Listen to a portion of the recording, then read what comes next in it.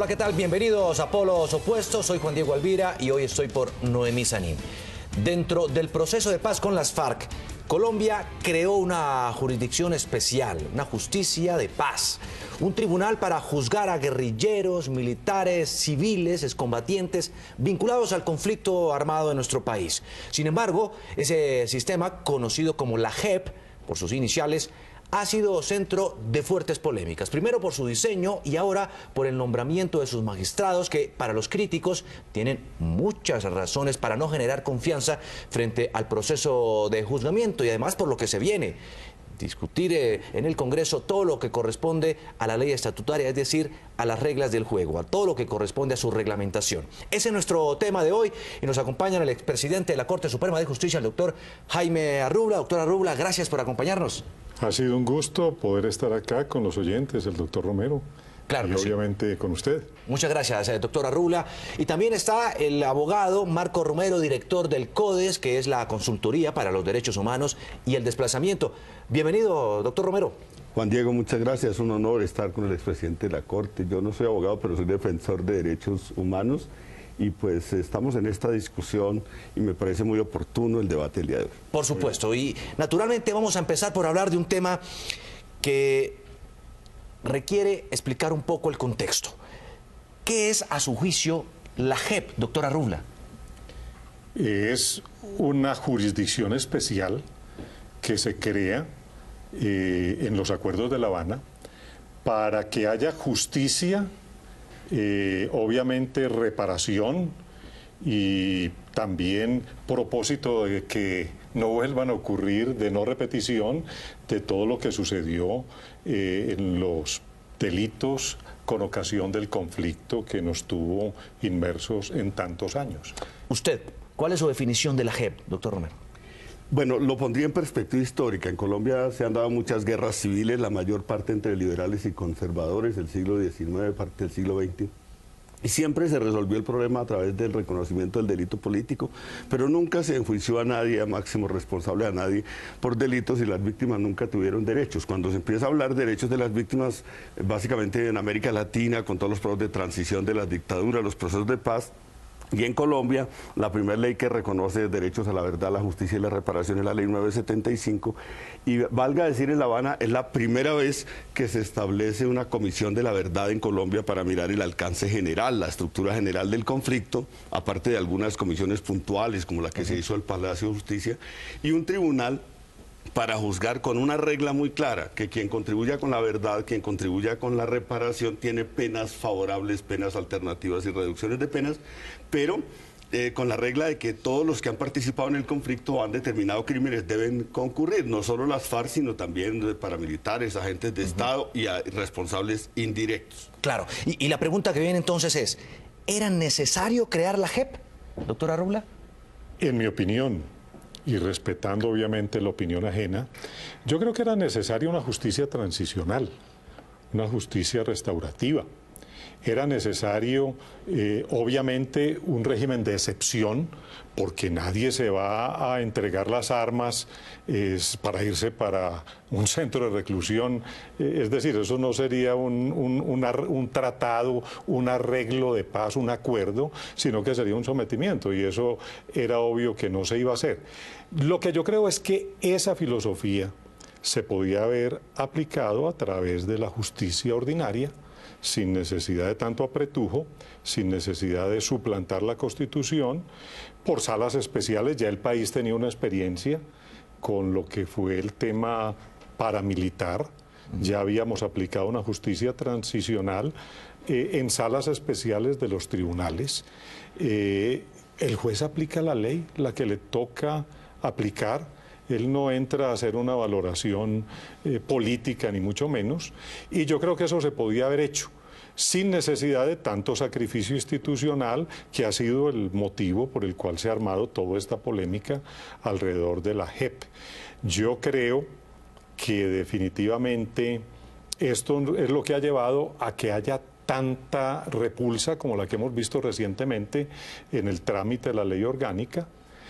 Obviamente que dicen que es que la justicia no podía. Claro que sí podía. ¿Cómo el Congreso, que ha tenido más problemas que los que tiene incluso ahora la justicia, puede sacar la ley reglamentaria. Claro. No hay necesidad de sustituir las instituciones.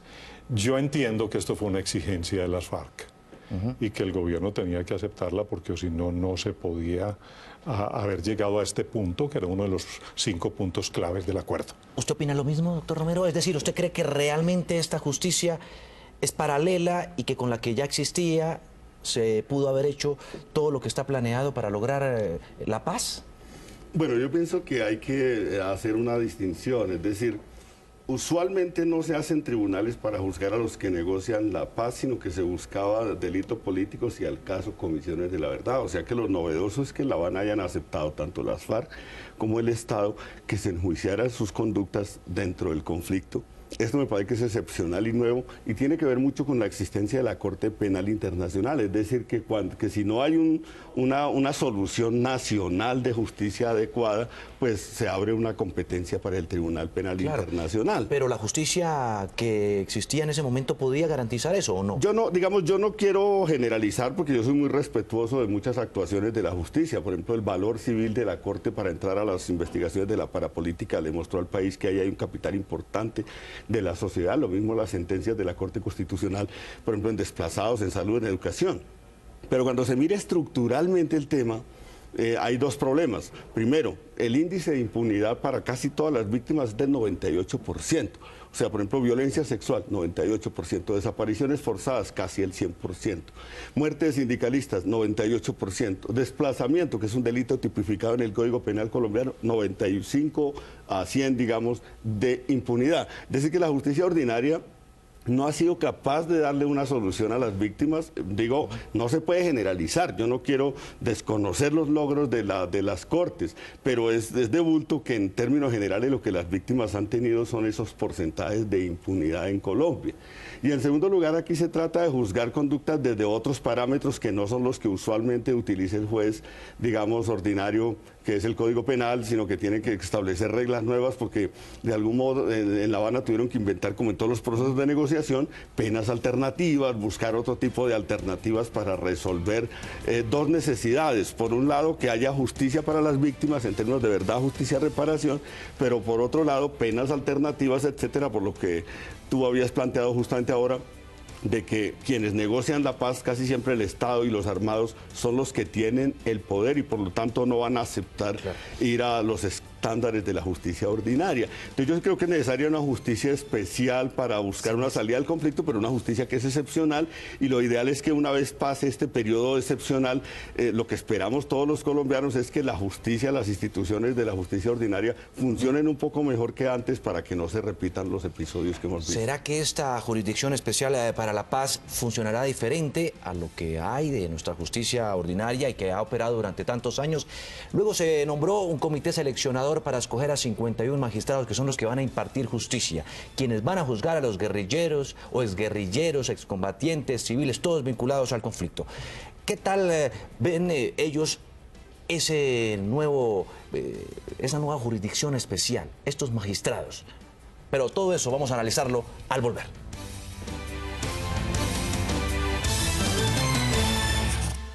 Seguimos a esta hora en polos opuestos hablando de la JEP, de la Jurisdicción Especial de Paz, que por cierto ha recibido pullas, críticas desde la Fiscalía General. El fiscal Néstor Humberto Martínez ha sido un asiduo crítico de muchas de las cosas que se plantean allí. También lo ha hecho el mismo Procurador General de la Nación, Fernando Carrillo, partidos políticos y también otras instancias políticas, inclusive de centro derecha. Pero realmente se necesitaba, doctora Rubla, nombrar 51 magistrados. Pero antes de eso, que se escogiera un comité integrado por 5 personas y 3 extranjeros para escoger a los magistrados. A ver, en el diseño original iba a haber un componente de magistrados extranjeros. Entonces uno veía que de pronto, para conocer a esas posibles personas que iban a llegar del extranjero, ese componente extranjero podía ser necesario. Pero después de todas esas renegociaciones, cuando lo del no, definitivamente se aceptó incluso una propuesta intermedia que propusimos algunos, y se le puso un que tiempo fuera límite, además, ¿no? una amicus curiae, algo como lo que pasó en el Perú cuando el proceso de Fujimori, que algunos magistrados de la Corte Suprema fueron allá en esa calidad a observar el proceso, a darle garantía. Ya cuando se decide que van a ser únicamente magistrados nacionales, y así lo acepta el gobierno y seguramente las FARC cuando lo llevaron a La Habana a renegociarlo, pues no había necesidad de que fueran extranjeros. Y sin embargo se mantuvo ese criterio. La respuesta que se dio por parte del gobierno era que ya había compromisos con los que posiblemente iban a participar. Pero mire que ahí empieza un primer problema. El segundo, el número de magistrados. 51 magistrados. ¿De dónde sale ese número? De las diferentes salas que van a haber. Yo no sé cuántos procesos van a haber. Pero mire, si estamos convencidos de que debe haber una amnistía, y yo estoy convencido, y la amnistía es una cesación de la acción penal, ¿cuántos guerrilleros se van a amnistiar? La mayoría, casi todo el mundo. Es que eran soldados rasos. ¿Qué haría innecesario? Entonces mire que los que van a ir van a ser los máximos responsables. ¿Cuántos son? Calcule usted. 100. ¿Cuántos frentes? 2 por frente. Fuera del secretariado y eso, 200, 250. Mire, sí le irán a tocar 2 procesos a cada uno de esos magistrados de las FARC, porque obviamente les meten todos los procesos del ejército que no tienen por qué estar ahí. Excombatientes, inclusive civiles. Sí, pero mire usted que realmente es una jurisdicción sobredimensionada. Por eso yo digo que es una sala en un tribunal, en los principales tribunales del país, también nombradas con los criterios que en buena manera nos indicaba el doctor Romero, que deben existir de gente más abierta a lo que es una justicia especial, transicional, restaurativa, pensando en la víctima. Podían haberse integrado esas salas sin tanta descalabro institucional. Miren, este país tenemos 5 cortes, y esta ya es otra, y estamos a punto de amanecer con otra, porque siguen insistiendo en el tribunal de aforados, en vez de más bien suprimir ese privilegio que tienen algunos aforados, ir directamente al juzgamiento. Entonces, este es un país que cada vez le damos más componentes, por eso es que la plata no alcanza, hay que hacer una reforma tributaria cada 8 días, porque no tenemos forma de sostener la cuenta del Estado como vamos. Claro, era necesario escoger 51 magistrados, doctor Romero, y que el comité seleccionador inclusive estuviera integrado por 3 extranjeros, pero además una farmacéutica, es decir, que no tiene formación jurídica. A ver, en esto hay que tener criterios bien precisos porque hay mucha gente que muy desinformadamente opina sobre eso, como el tema de la farmacéutica. He visto varias columnas de opinión sobre eso. Mira, hay distintos mecanismos de elección de los magistrados. Durante el Frente Nacional, ¿cómo se nombraron los magistrados? Políticamente liberales y conservadores, el resto fuera. Así se escogieron los magistrados de las Cortes durante el Frente Nacional. Después, con la Constitución del 91 se establecieron 2 principios. Uno, el de cooptación, que las propias Cortes proveen las listas, el Consejo de la Judicatura para la Corte Suprema de Justicia y el Consejo de Estado. O sea, la propia rama escoge dentro de las mismas Cortes. Esto ha generado algunos problemas porque a veces han salido algunos casos, no se puede generalizar, de sindicaciones de corrupción, tráfico de influencias, pero bueno. Y el otro mecanismo es que elige el Congreso. En el Congreso no hay una regla de saberes académicos, porque la democracia desde Rousseau parte de la idea de que no puedes discriminar, por 2 razones, porque si tú dices todos los que nombran deben ser abogados, entonces el grupo de abogados es el que gobierna el país. No, allí dejarías a todo el país por fuera en términos de democracia. Y segundo, porque el saber académico no garantiza un discernimiento ético, moral determinado. Hay gente que con un gran saber académico, pues se roba el Banco de la República como un señor Soto Prieto en una época. Entonces esa no es la discusión. Entonces yo creo que cuando uno dice la Corte Constitucional elige el Congreso está bien porque y los congresistas no tienen que tener una profesión determinada. Entonces esa no es la crítica. Yo creo que mirando esos sistemas, el comité actual es el sistema más transparente que hemos tenido de escoger un tribunal.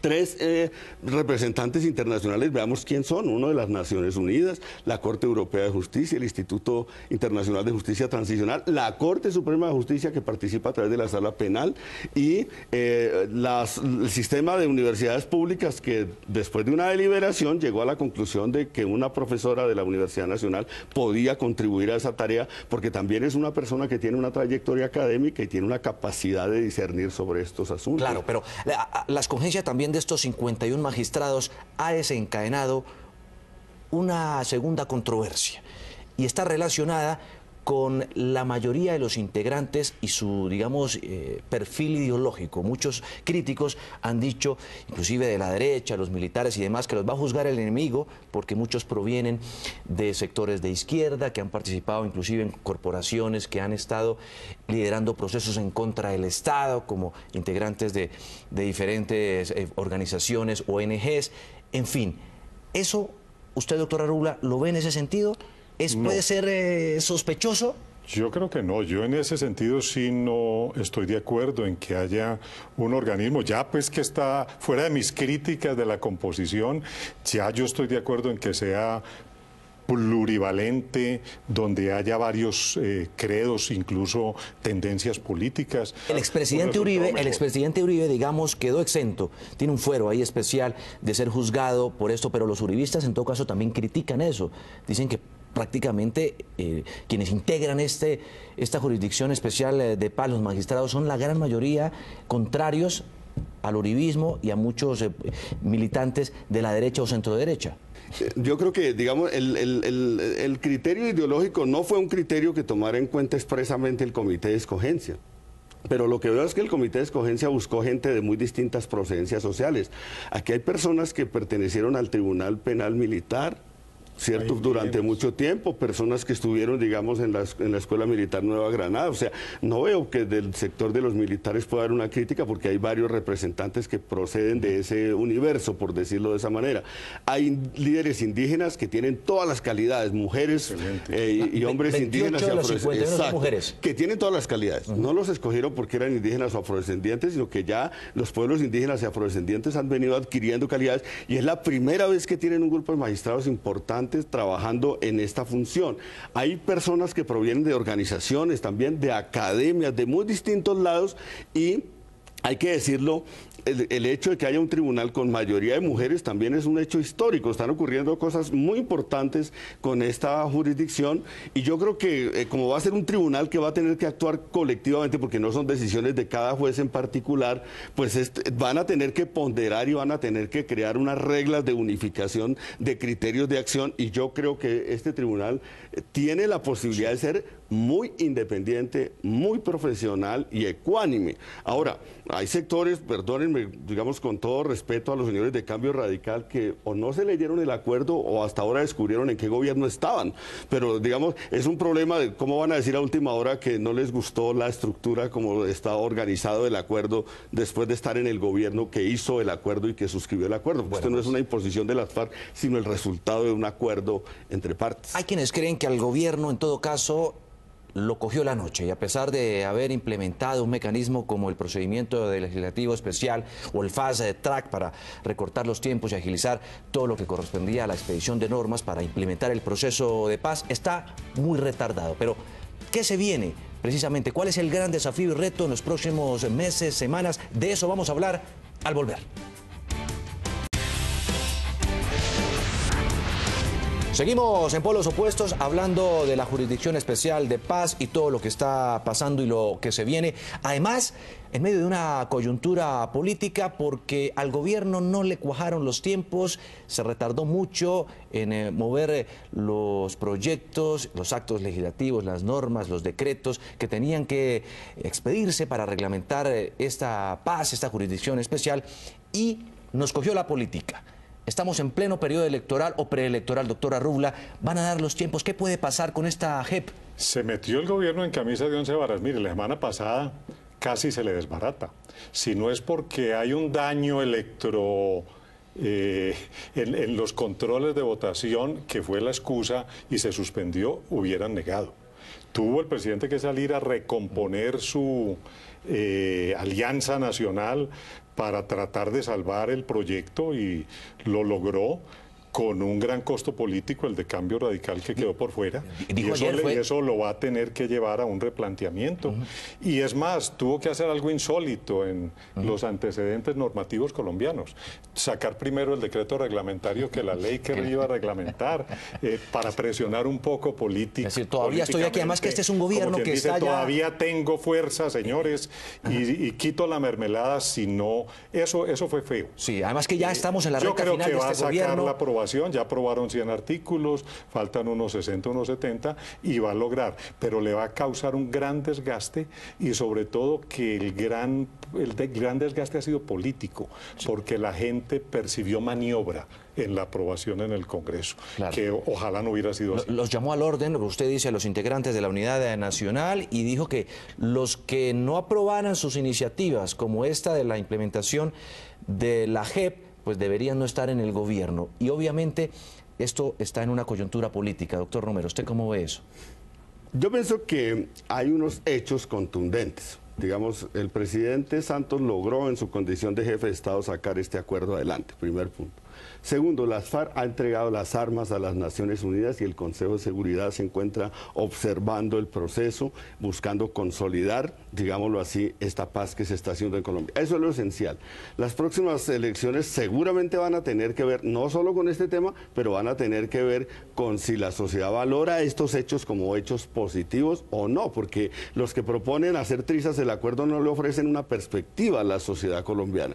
Entonces, hay muchos sectores que quieren alinearse del lado de bloquear, de boicotear los desarrollos del acuerdo, pero yo creo que la mayor parte de la sociedad colombiana, y a eso estoy seguro que contribuyó mucho el Papa Francisco, van a estar progresivamente del lado del reconocimiento y la valoración de la importancia de ese acuerdo de paz y de la necesidad de buscar entendimientos para sacar adelante este acuerdo y otros, a ver si este país algún día sale de esta patria boba de la guerra y nos dedicamos ahora sí a resolver otros problemas que la sociedad tiene. El pesimismo mejoró un poco, ya no hay tantos después de la visita del Papa Francisco, y eso, bueno, vislumbra, ojalá mejores vientos, porque lo que se viene en todo caso en el país es muy complejo. Se nos acabó el tiempo, gracias al doctor Arrubla por acompañarnos en esta oportunidad en Polos Opuestos. Ha sido un gusto y un verdadero honor estar con usted, doctor Romero. Gracias a usted también, doctor Arrubla, Juan Diego, muchas gracias. Gracias a ustedes, televidentes, por acompañarnos. Recuerden que ustedes pueden seguirnos a través de nuestra cuenta de Twitter, @poloscaracol. Los esperamos la próxima semana.